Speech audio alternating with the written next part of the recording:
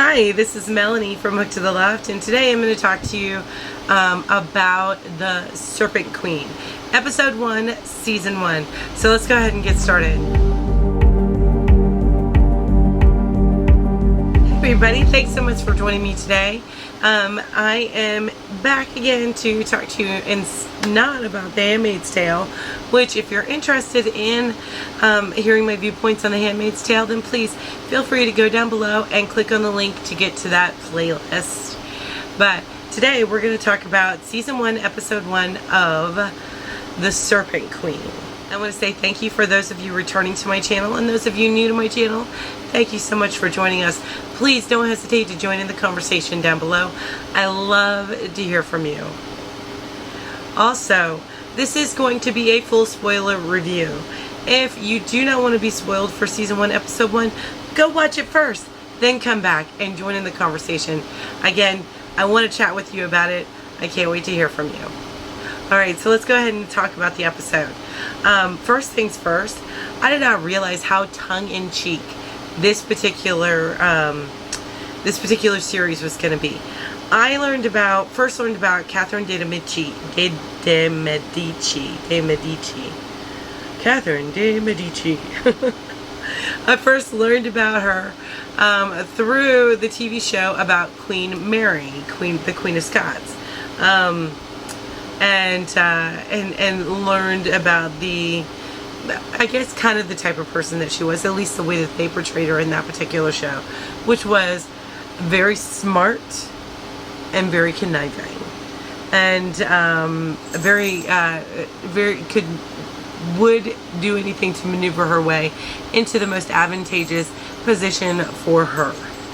Okay, so I was going in and into the show. I was wondering if it was going to be like a drama. The previews that I watched, they had a little bit more of a lighthearted fare to it. I just didn't realize how much of a lightheartedness there would be to it as there was. I just didn't realize it. So you go into it and you meet Catherine first as an adult, as an older woman. And her son's about to get married. I don't know which son is about to get married, but one of them's about to get married. And in comes a servant girl that they call It. And that she starts to tell that particular servant girl about her life because she can relate to her. Now, it seems weird that someone born of a noble family can relate to a servant girl, but because both of her parents died when she was young, plus her grandmother, at least according to the show. And I did a cursory, like a wiki research on it, so it's not the best to research, but let's assume that they are reporting that accurately. She was raised in an orphanage, and girls raised in an orphanage are treated not much better than servants, right? So she feels a kinship, at least exclaims that she feels a kinship. So this first episode, she's talking about her life when she was taken from this orphanage or convent to marry the second son of the King of France. So it's Prince Charles? No, Prince Henry. She's to marry him. I think Henry. Anyway, it's a second son, so she wasn't planning on being queen, but so this is about her going to court, and then all of a sudden the rude awakenings that court brought her. Now, the show's portraying her as willful even at 14, and by willful I don't mean sticking her tongue out and doing things that teenagers do. No, by willful means asserting her will onto others. She was doing this at 14 with her uncle, who was the one that arranged the marriage. She obviously, they show her as being extremely intelligent, which I don't think Catherine would have gotten nearly as far as she did without being intelligent. So they start this, but I mean, there's this one scene where her uncle, who is the Pope, I believe, was getting an abscess lanced on his butt while he talked to her about her getting married, and was telling her how ugly she was. So she spit in his wine, like full on, like drool coming out of her mouth, spit in the wine that she handed to him to drink. And then they checked her virginity right there in front of everybody in the world to see. Okay, now that may have been normal. I don't know. I didn't live in that time. Thank you, Jesus. But I did not live in that time. But okay. So, and there was a lot of fourth wall breaks during this, which I actually really enjoyed. I enjoyed the fourth wall breaks only because it was such a tongue-in-cheek show. Yeah, there's the drama with it, but this I would consider, at least from this episode, more of a dramedy than a drama. I think it's kind of funny. So she continues on with the story of how she met her future husband, and then that she actually fell in love with him at first sight. Of course, she was smitten because he was handsome and the prince and sweet to her. And then they finally get married, and then they have to go to their wedding bed.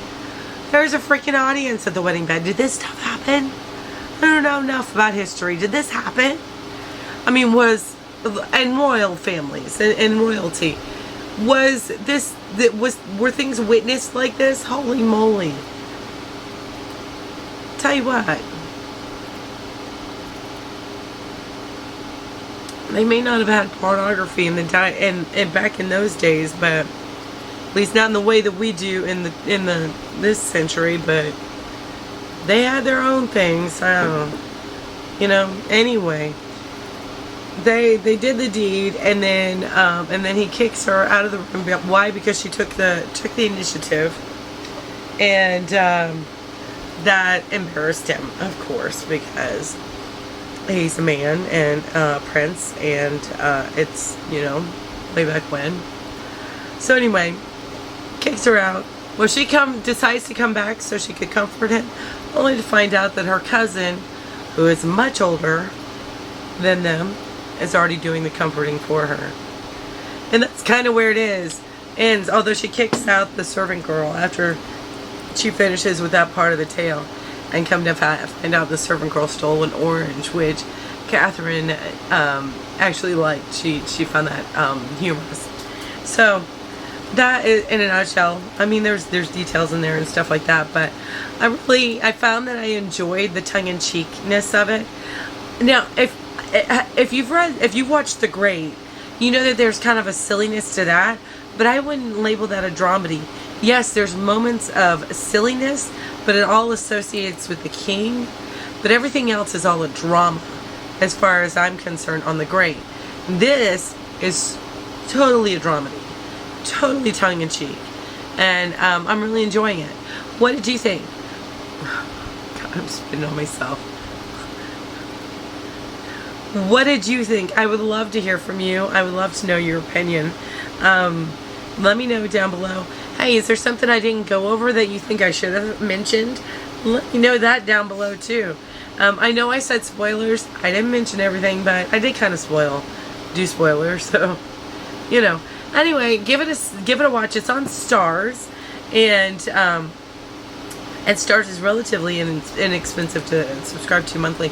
They're really coming up. They've got they're the ones with Outlander, which is a great show. I'm not reviewing because the season's already gone past, but yeah, just check it out if you have Starz.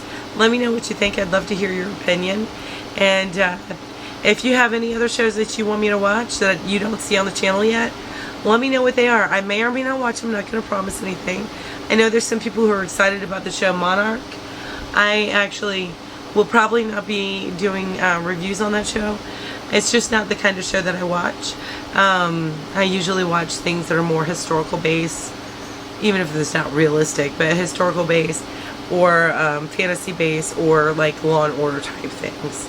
That's my gig. That's the thing I like to do.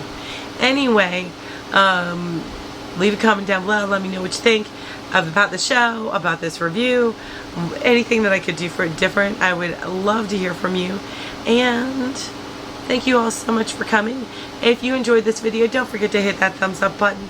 And while you're down there, if you're interested in this kind of content, then go ahead and hit subscribe. and hit the bell so that you're reminded each time I come out with a brand new video. I can't wait to talk to you guys again. You guys have an amazing day. Bye-bye.